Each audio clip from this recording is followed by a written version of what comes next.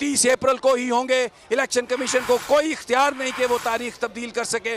बड़ा फैसला supreme court of Pakistan का, खसूसी bench 3 member unanimous decision bench का, और इलेक्शन 30 अप्रैल को होंगे। शेड्यूल प्रोग्राम बहाल कर दिया सुप्रीम कोर्ट ने। शेड्यूल जो प्रोग्राम है इलेक्शन का उसको बहाल कर दिया।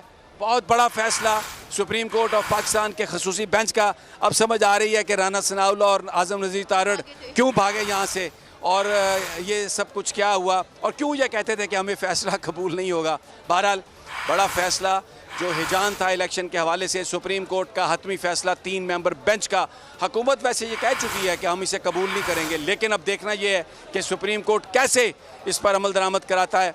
और 30 अप्रैल को इंतखाब, जहाँ से इलेक्शन शेड्यूल रुका वहीं से शुरू किया जाए। ये मैं आपको पूरा फ़ैसला जो टिकट्स की सूरत में हमारी टीम अंदर जो मौजूद है जो दे रही है, और इसमें जो इलेक्शंस हैं वो होंगे। Maryam, now it's over to you. मैं ज़रा देखता हूँ और क्या। Thank you sir. तो बड़ा फैसला जो है वो आ चुका है। आपको बताएं कि सुप्रीम कोर्ट ऑफ पाकिस्तान ने ये जो इलेक्शन कमीशन का फैसला था 22 मार्च का, उसको कलअदम करार देते हुए अब दोबारा से इलेक्शन कराने का हुक्म दिया है। और वही फैसला जो सुप्रीम कोर्ट ऑफ पाकिस्तान ने पहले जारी किया था उससे 13 रोज़ आगे बढ़ाए गए हैं।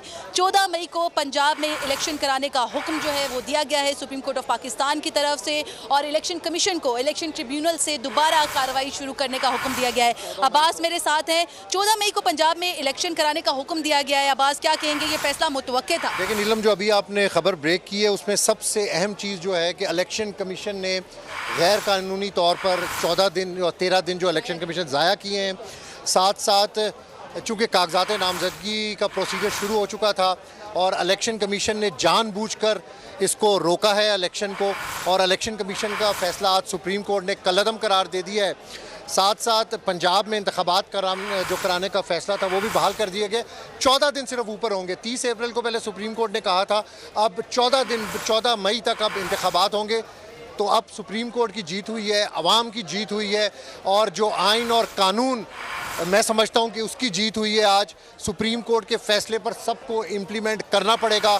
ये लोग यहाँ पर आए थे प्रेशर डालने के लिए, दबाव डालने के लिए। 2 दिन से इसी चक्कर में थे कि किसी तरीके से सुप्रीम कोर्ट को दबाव में लाया जाए, मौजिज़ जजेस को दबाव में डाला जाए, लेकिन मौजिज़ जजेस किसी सूरत दबाव में नहीं आए। और आज उन्होंने बड़ा फैसला दिया है, बड़ी अदालत का बड़ा फैसला, कि इलेक्शन कमीशन का जो फैसला था उसको कलअदम करार दिया है। 30 अप्रैल को जो इलेक्शन करवाने का हुक्म था, अब 14 मई को उसका हुक्म हो। 13 रोज़ आगे बढ़ाए गए हैं। और इस तमाम तर मामले में आपको ये भी बताएं कि अदालत ने ये कहा है कि अदालती सवालात पर इलेक्शन कमीशन ने इलेक्शन कराने की यकीन दहानी कराई थी। तो जब इलेक्शन कमीशन ने कहा है कि अदारे ताउन करें तो इलेक्शन कराने को तैयार हैं, तो इसलिए शफाफ गैर जानिबदार इंतखाबात कराना इलेक्शन कमीशन की जिम्मेदारी है।